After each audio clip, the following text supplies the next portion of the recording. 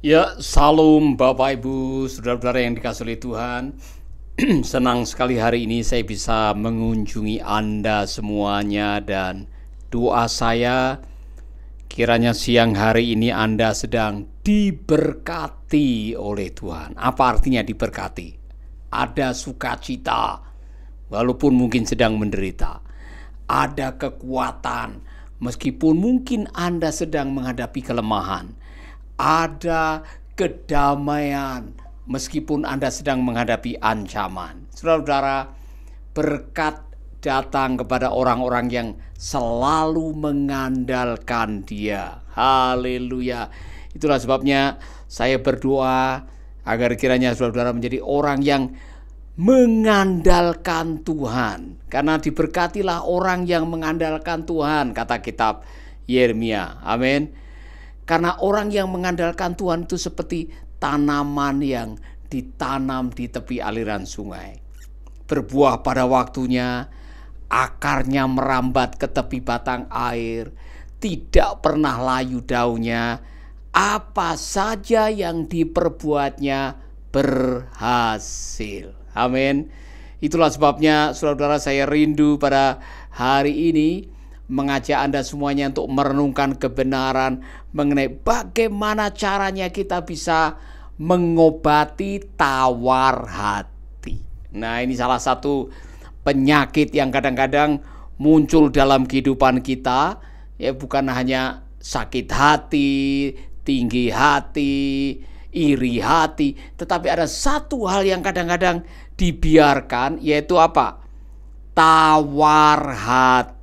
Mungkin dalam bahasa Inggrisnya bisa disebut dengan discouragement. Orang yang sedang mengalami discouragement. Nah, saudara-saudara yang sedang mengalami discouragement atau tawar hati, bawaannya apa? Bawaannya lemes. Karena apa? Kecewa. Anda merasa kecewa dengan kenyataan, kecewa dengan keadaan. Barangkali saudara rasa kecewa dengan apa yang ada di depan mata, sehingga kadang-kadang kita mulai tidak lagi punya asa. Kecewa, tambah kecewa, tambah kecewa sama dengan hilang asa atau putus asa. Nah, kepada saudara-saudara yang sedang mengalami situasi seperti ini, saya mau mengajak saudara belajar dari Rasul Paulus yang seharusnya dia kecewa. Dia menghadapi banyak tantangan, banyak pergumulan, banyak aniaya, bahkan bahaya demi bahaya yang dihadapinya. Tetapi saudara, Rasul Paulus mengatakan, saya tidak tawar hati.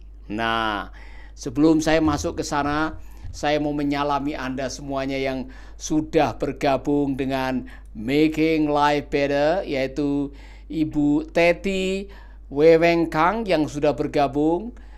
Saya menyalami sahabat-sahabat yang ada di Papua, di Maluku, di NTT, Bali, Jawa, Kalimantan, Sulawesi, Sumatera, Malaysia, Brunei Darussalam, Hong Kong, Taiwan, Jepang, bahkan yang ada di Sunshine Coast, Australia, dan yang ada di Jerman. Saya mau menyalami Anda semuanya.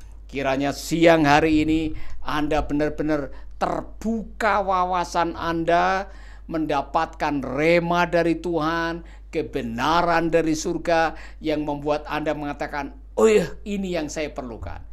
Ini yang saya butuhkan saat ini. Ini yang menjadi jawaban atas pergumulan saya saat ini. Doa saya seperti itu, saudara. Itulah sebabnya selalu berharap kepada Tuhan, karena berharap kepada Tuhan tidak pernah mengecewakan. Katakan amin. Nah, itulah sebabnya saya mau menyalami Anda lebih dahulu. Kiranya Anda yang lagi tawar hati hari ini benar-benar buka telinga, buka hati Anda, yang pada akhirnya Anda selesai mengikuti renungan ini, Anda mengatakan haleluya, ini yang saya perlukan Pak Paulus. Amin. Ibu Wigati, Ibu Diana Gultom yang hadir juga dari Sumatera Utara, kemudian Triman Tumanggor yang juga Triman Tumanggor yang baru bergabung. Sekali lagi sahabat-sahabat yang lain yang mau bergabung silakan, dan jangan lupa share ya. Nurwaruwu juga hadir, saudara-saudara. Thank you Bung. Andi Yamor, VK Ngalo juga bergabung. Selamat siang, selamat bergabung dengan Making Life Better yang bikin hidup lebih baik. Nah, saudara-saudara, saya mau mengajak Anda semuanya yang barangkali pegang Alkitab atau saudara pegang HP ada program Alkitabnya, buka 2 Korintus pasal 4. 2 Korintus pasal 4 akan menjelaskan kepada kita bagaimana caranya kita menghadapi tawar hati. Nah, tawar hati atau discouragement, kekecewaan. Kekecewaan itu sangat berbahaya karena kekecewaan itu melukai jiwa. Jadi Anda yang kecewa terlalu lama, jiwa Anda akan terluka. Itulah sebabnya Anda harus punya kiat yang baik bagaimana Anda bisa keluar dari kekecewaan. Dan 2 Korintus 4 memberikan kita sebuah pertolongan bagaimana caranya. Jadi Bung Nicky Brown yang baru bergabung dari Maluku Utara, senang sekali Anda bisa bergabung. Doa saya Anda diberkati hari ini. Mari kita akan melihat minimal ada 3 atau 4 langkah bagaimana mengobati tawar hati. Perhatikan baik-baik. Rasul Paulus yang sedang menghadapi tantangan, pelayanannya diragukan, kerasulannya dipertanyakan oleh jemaat Korintus, dan dia mengalami banyak tantangan. Dia mengucapkan kalimat ini, kami melakukan pekerjaan ini karena kemurahan hati Allah. Itu sebabnya kami tidak putus asa. Itu sebabnya kami tidak tawar hati. Jadi obat putus asa yang pertama adalah memahami bahwa hidup Anda ada di bawah mercy, ada di bawah kemurahan hati Tuhan. Amin. Kalau hari ini saudara masih bisa hidup, kalau hari ini Anda masih bisa kerja, kalau hari ini Anda masih bisa melayani, kalau hari ini Anda masih bisa menjalankan tugas, itu semata-mata karena kemurahan hati Allah, mercy of God. Apa itu mercy? Sesuatu yang Anda terima yang sebetulnya Anda tidak layak untuk menerimanya, tetapi Tuhan memberikannya. Saudara, sebetulnya saya tidak layak menerima berkat ini. Saya punya banyak kelemahan. Saya tidak layak menerima promosi ini. Saya banyak kekurangan. Saya sebetulnya tidak perlu menerima atau tidak layak menerima hal-hal seperti ini. Tapi Tuhan memberikannya kepada Anda. Rasul Paulus mengatakan pelayanan ini, panggilan melayani adalah panggilan yang dari Tuhan. Saya tidak meminta, Tuhan memberikannya walaupun saya tidak layak. Karena apa? Saya ini dulu pernah menganiaya umat Tuhan. Rasul Paulus pernah membunuh Stefanus bersama dengan grupnya, saudara-saudara. Dia pernah menganiaya orang Kristen, kemudian dalam perjalanannya dia terpanggil untuk menjadi pelayan Kristus. Dan dia menyadari itu adalah kemurahan hati Allah. Jadi waktu dia menghadapi tantangan, pada waktu dia menghadapi cobaan, pada waktu jemaat Korintus mempertanyakan panggilannya, dia mengatakan, no. Kalian mau berlaku apa saja dalam hidup saya, no problem. Saya ini melayani bukan karena pilihan saya, bukan karena keinginan kemauan saya, tapi ini pelayanan adalah kemurahan Tuhan. Nomor 1, live by the grace and mercy of God. Hiduplah dalam kemurahan Tuhan, saudara-saudara.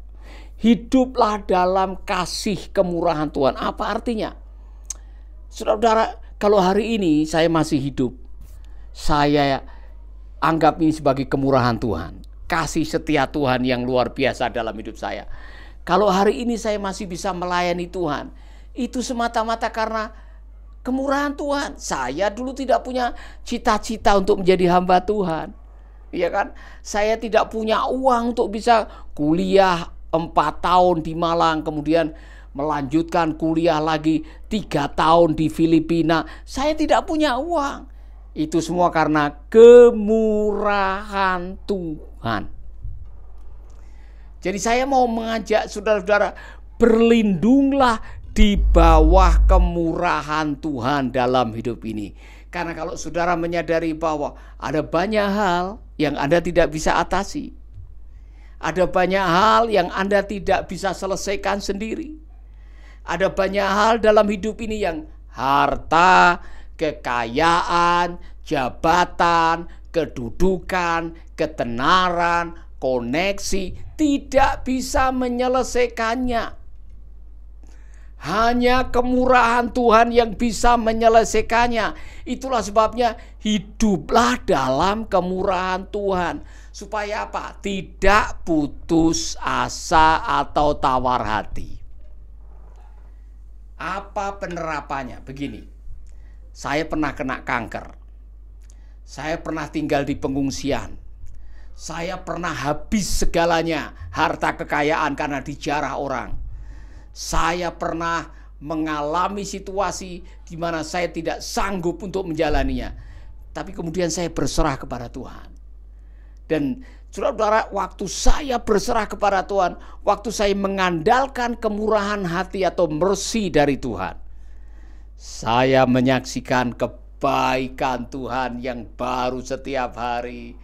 Kemurahan Tuhan, pertolongan Tuhan yang baru setiap hari, sehingga saya bisa mengatakan selalu baru setiap hari, baru setiap hari, besar setiamu Tuhan, ajaib kuasamu. Amin.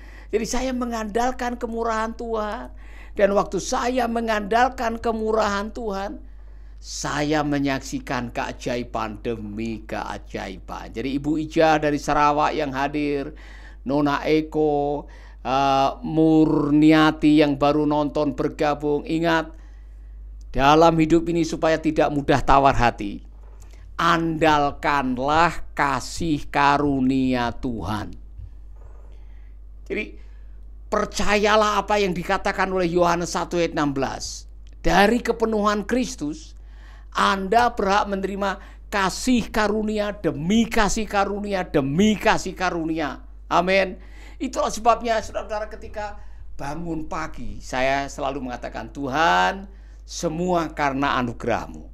Aku bersyukur buat hari yang baru, dan aku percaya hari ini akan ada keajaiban. Hari ini akan ada kemurahan Tuhan. Hari ini ada berkat yang datang. Hari ini ada mujizat yang akan terjadi. Haleluya. Saya tidak tahu pergumulan yang saudara hadapi. Saya tidak tahu masalah yang sedang saudara hadapi. Mungkin Ibu Rosa, Ibu Meni Jahit yang baru bergabung, Anda punya pergumulan, ada masalah. Anda sudah ada di ujung tanduk, Anda ada di ujung tali, Anda tidak tahu mau bikin apa, pikiran sudah suntuk, Anda sedang menuju kepada keputusasaan, seolah-olah tidak ada lagi yang bisa diharapkan. Ingat baik-baik, your problem is temporary. Amin. Masalahmu sifatnya sementara. Pergumulan hidupmu hanya singgah saja. Waktunya Tuhan Anda akan melihat pertolonganmu begitu ajaib. Tuhan tahu, Tuhan peduli, Tuhan mengerti. Dan pada akhirnya suatu saat saudara akan dikejutkan. Wow, Tuhan begitu ajaib. Pertolongan Tuhan datang tepat pada waktunya. Berkat Tuhan tidak pernah salah alamat. Dan kau mengatakan, wow, saya percaya pertolongan Tuhan begitu ajaib dalam kehidupan ini. Ibu Rosa, Ibu Yurika, Nona Eko, dan saudara-saudara yang lain yang baru menonton, saya mau mengatakan kepada Anda sebelum saya melanjutkan ini. Anda sedang tawar hati, tandanya apa? Gairah hidupnya menurun. keberanian untuk menatap masa depan, terjun bebas. Tidak lagi punya asa, tidak punya harapan, tidak punya keyakinan. Yang ada di mulut Anda adalah ya nasib, ya nasib. Nyanyiannya, oh ya nasib, mengapa begini? Saudara yang sudah sampai di titik itu, Anda perlu mengobati rasa tawar hati dengan apa? Berharap kepada kasih dan kemurahan Tuhan. Seperti Rasul Paulus tadi. Amin. Itu yang pertama. Yang kedua, saya belajar dari Rasul Paulus. Ayat yang kedua dari 2 Korintus pasal 4 mengatakan begini. Kami tidak memakai cara-cara gelap yang memalukan. Kami tidak mau bekerja dengan licik atau memutarbalikkan perkataan Allah. Kami melayani Allah dengan hati yang murni menurut kehendaknya. Sebab itu kami harapkan semua orang menilai kami dengan baik di dalam hati nuraninya. Rasul Paulus sedang mengatakan, saya bisa bertahan seperti ini karena apa? Saya melayani dengan hati nurani yang murni. Tidak ada kepura-puraan. Tidak ada pakai topeng. Saya melayani dengan transparan. Nah, saudara-saudara, Anda yang pengen sembuh dari tawar hati, belajarlah genuine, memiliki genuine heart, hati nurani yang murni. Hiduplah apa adanya, itu maksudnya. Jangan suka melakukan sesuatu dengan pura-pura. Karena orang yang pura-pura biasanya tidak bisa menikmati sukacita karena takut kalau kepura-puraannya ketahuan. Istilahnya, ayo buka topengmu. Jangan hidup dengan topeng. Apa maksudnya? Pura-pura kaya, padahal masih banyak utang, ya kan? Pura-pura jadi orang tajir, wow, luar biasa, kemana-mana bawa mobil, padahal itu mobil pinjaman atau itu mobil dari orang. Woi, pura-pura tampil hebat di depan teman-teman saudara pakai tas yang seolah-olah dari Itali, padahal itu bukan milik Anda. Saudara-saudara, Anda nanti akan dibebani dengan, aduh bagaimana kalau mereka tahu? Aduh bagaimana kalau mereka tahu asli saya? Akhirnya Anda berjuang untuk menutupi kepura-puraan saudara. Akibatnya lama-lama saudara stres. Lama-lama akhirnya saudara akan menjadi orang yang merasa terbebani dengan kepura-puraan. Jangan hidup pura-pura karena akhirnya Anda pura-pura hidup. Jadi saya mau mengatakan kepada Anda, be yourself. Jadilah diri Anda sendiri. Rasul Paulus mengatakan, kami tidak tawar hati. Kami tidak putus asa. Ini saya, ini keadaan saya. Kamu suka tidak suka, no problem. Ini saya. Saya tidak mencoba untuk jaga image atau jaim. Saya mau tampil apa adanya. Anda suka atau tidak suka, no problem. Yang penting saya masih suka dengan diri saya sendiri. Ayo. Siapa yang suka pura-pura? Saudara yang suka pakai topeng. Saudara yang di rumah dengan di luar beda. Ya kan? Saudara yang apa yang diomongin dengan apa yang diperbuat jauh berbeda. Anda menjadi pribadi yang nantinya tidak bisa menikmati hidup ini. Hidup ini hanya sekali. Be yourself. Jadilah dirimu sendiri. Jangan mau menjadi orang lain. Amin. Haleluya. Yang berikutnya, Rasul Paulus mengatakan ini. Tapi sebelum saya melanjutkan ini, saya mau mengatakan kepada Anda. Anda bahagia? Anda bahagia dengan diri Anda sendiri? Ini awal kebahagiaan. Sebab kalau Anda tidak bahagia dengan diri sendiri, Anda akan pakai topeng. Supaya apa? Supaya orang suka. Saudara-saudara, akibatnya Anda akan terbebani dalam hidup ini. Karena apa? Sekali lagi saya mengatakan, Anda menipu diri Anda sendiri. Oleh karena itu saudara, bahagialah dengan apa yang ada. Saya mau tanya Ibu Rosa, Ibu Wigati, Pak Hendrik, ada bahagia dengan hidung Anda? Ada bahagia dengan tampilan wajah Anda? Atau Anda tidak suka kemudian selama ini Anda coba barangkali pergi bedah plastik untuk memancungkan hidung, menipiskan bibir, atau memperlebar telinga. Kemudian setelah itu, saudara-saudara menderita oleh karena suntikan silikon Anda bermasalah. Akibatnya Anda bernanah, sakit, tidak bisa menikmati hidup.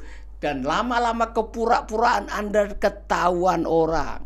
Akhirnya tidak bisa tidur, stres. Akibat stres Anda kehilangan sukacita, sakit-sakitan, kemudian Anda mempercepat langkah Anda ke kuburan. Jadilah dirimu sendiri. Be genuine. Saudara diciptakan oleh Tuhan yang maha baik sebagai ciptaan yang sungguh amat baik. Itulah sebabnya Anda berhak menerima semua yang terbaik. Katakan amin. Amin. Ibu Wigati, Anda suka dengan wajah Anda, suka dengan penampilan Anda, jadilah dirimu sendiri. Amin. Anda bahagia dengan diri Anda sendiri, tolong tulis, saya bahagia dengan diri Anda sendiri. Bilang, saya bahagia dengan diri saya sendiri. Sekarang tulis. Sebagai sebuah pengingat Anda, sebab Anda yang tidak bahagia, tiap bulan mutihin kulit, kemudian rambutnya dilurusin. Saudara, saya mau kasih tahu 3 bulan akan balik lagi. Nggak usah bedah plastik, nggak usah bikin makeover wajah saudara. Karena apa? Itu yang terbaik dari Tuhan. Jangan-jangan malah saudara ditolak masuk surga karena itu bukan Anda wajahnya. Wajah aslinya tidak seperti itu. Bahagialah dengan diri Anda sendiri. Amin. Ibu Trisna bilang, saya bahagia dengan diri Anda sendiri, saya sendiri. Ibu Parlin bilang, amin. Hadir Ranto Pau Prapat, amin. Saudara-saudara, Ibu Vike Ngalo mengatakan, saya bahagia dengan diriku sendiri. Luar biasa. Nah, berbahagialah Anda yang bahagia dengan diri Anda sendiri. Karena apa? Anda yang bahagia dengan apa adanya, saya kasih tahu, happiness attract happiness. Kebahagiaan menghadirkan kebahagiaan. Orang yang bahagia dari sononya, kalau Anda sudah bahagia dengan diri sendiri, kemana-mana Anda bawa aura bahagia, maka kebahagiaan Anda akan menular. Kehadiran saudara akan mendatangkan kebahagiaan bagi orang-orang yang ada di sekitar Anda. Nah, apalagi kalau saudara sudah menikah, istri yang bahagia membuat suami bahagia. Suami yang bahagia akan mewariskan kebahagiaan buat suami atau istri dan anak-anaknya. Jadi pertahanlah kebahagiaan Anda, pertahankan kebahagiaan Anda. Dengan bagaimana caranya? Menerima apa adanya. Jangan hidup pura-pura. Amin. Kalau kupingnya mepet seperti saya, ya terima saja, ya kan? Tidak mempengaruhi, ya kan? Karena apa? Hidupku tidak ditentukan oleh apa komentar orang. Jangan pikir tetanggamu yang mengatakan, aduh, rambutnya bagus, aduh, hidungnya mancung. Kalau Anda lagi kelaparan, apakah mereka akan kasih makan Anda? Tidak. Sebaliknya ada orang-orang yang selalu mengecam saudara, si hidung pesek, si gendut, si hitam kulit. Orang-orang yang mencemooh saudara, apakah mereka akan datang waktu Anda susah? Tidak juga. Hidupmu hanya ditentukan oleh apa? Perkataan Tuhan dan apa yang kau ucapkan buat dirimu sendiri.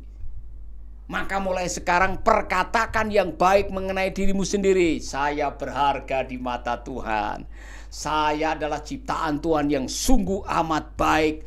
Dan saya berhak menerima semua yang terbaik. Supaya saya bisa menjadi agen kebaikan Tuhan. Haleluya. Jangan pernah menyesali siapa Anda di depan kaca. Saya mau tanya, Ibu Vike, Ibu Monica, Ibu Sarce, Pak Niki yang baru nonton. Kalau Anda berdiri di depan cermin, kemudian lihat wajah Anda bahagia? Anda tersenyum dan mengatakan, haleluya, Tuhan baik, kejadianku dahsyat, aku umat pilihan Allah, bangsa yang kudus, imamat rajani.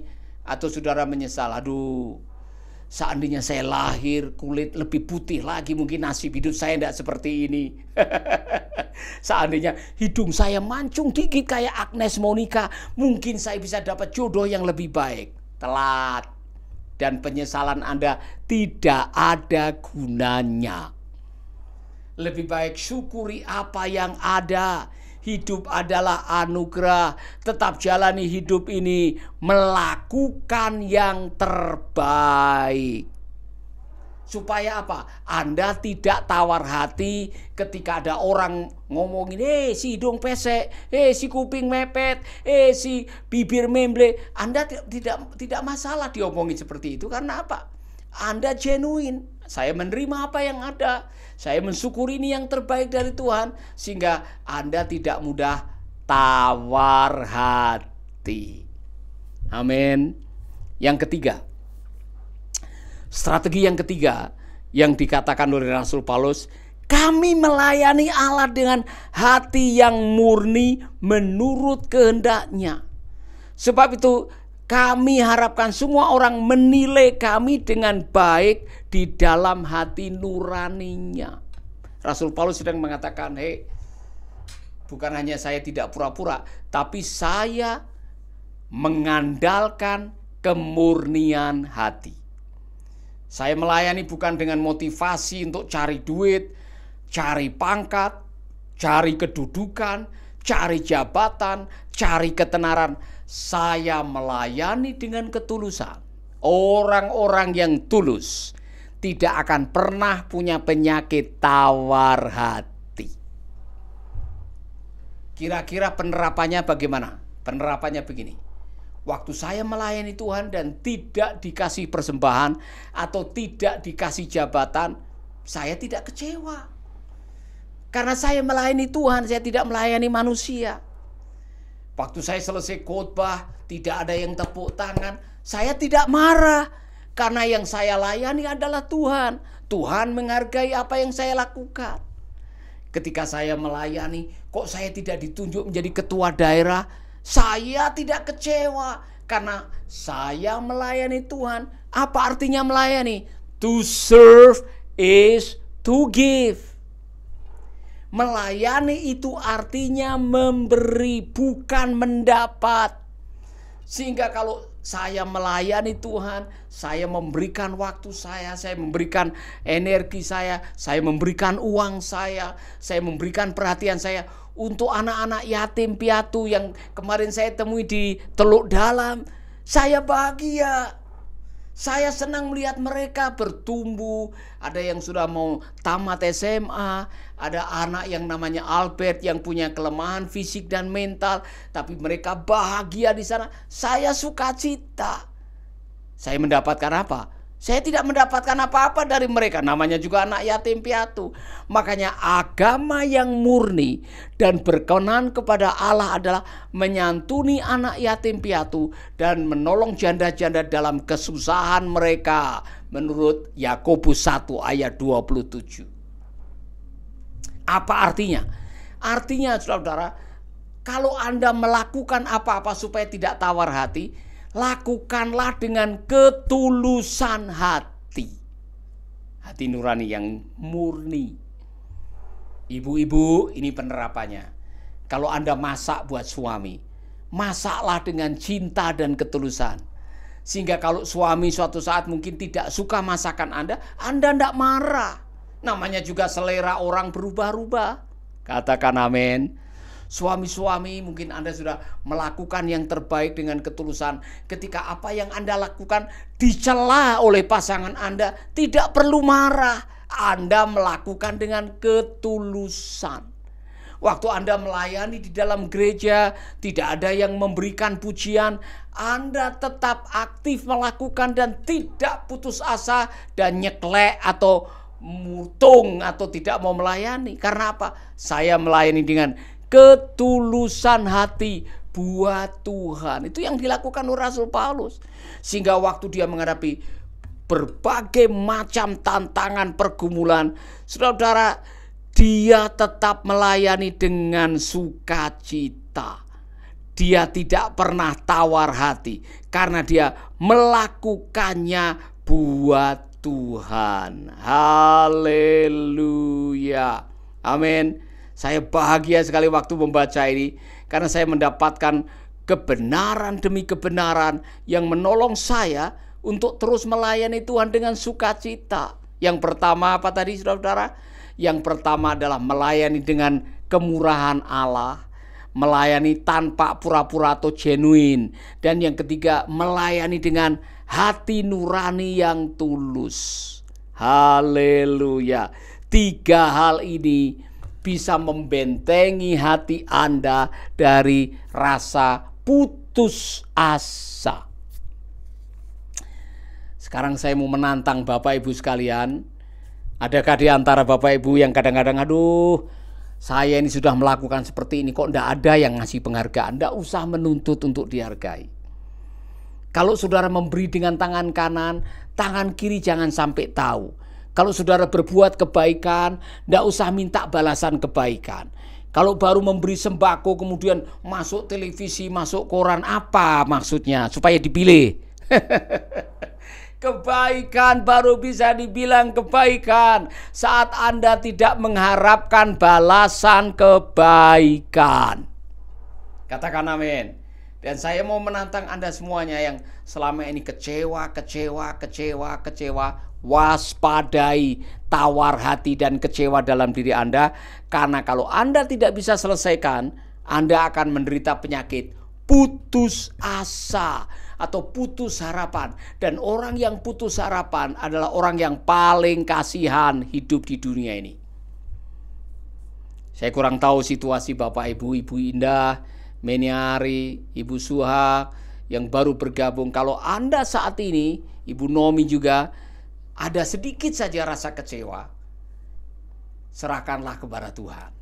Datanglah di kakinya, serahkanlah segala kekecewaan dan katakan kepada Tuhan, hidupkanlah kembali pengharapan saya. Amin.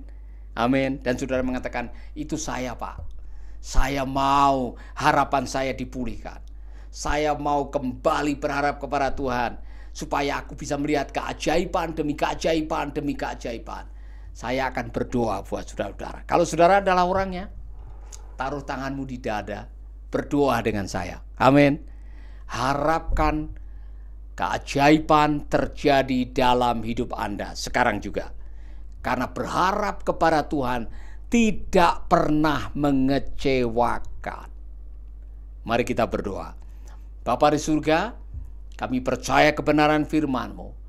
Dan kami percaya firman-Mu adalah ya dan amin. Waktu kami mengimani kebenaran ini, kebenaran itu akan memerdekakan kami. Hari ini kalau ada saudara-saudaraku yang sedang membutuhkan kekuatan harapan, dipulihkan dari rasa keputusasaan, pergumulan yang datang silih berganti, masalah yang tidak ada ujung pangkalnya, hari ini Tuhan pulihkan, Tuhan sembuhkan, Tuhan kembalikan pengharapan mereka. Yang sakit Tuhan sembuhkan, yang perlu pekerjaan Tuhan berikan pekerjaan, yang perlu pemulihan hubungan, pulihkan pernikahan mereka. Di dalam nama Yesus kami berdoa. Amin, amin, amin. Bapak Ibu, saya senang sekali hari ini Anda bergabung. Dan ingat baik-baik, obat tawar hati adalah mengharapkan kasih karunia Allah atau kemurahan Tuhan. Jangan hidup pura-pura atau genuine. Hidup apa adanya. Dan yang ketiga, tulus. Hidup dengan hati nurani yang bersih, sehingga tidak ada tekanan hidup yang menimpa perjalanan hidup kita. Amin. Tuhan memberkati Ibu Suha, Marsilina yang sudah bergabung, Ibu Elizabeth, Mailoa yang juga sudah bergabung. Tuhan memberkati. Sampai jumpa di Making Life Better yang berikutnya. God bless you.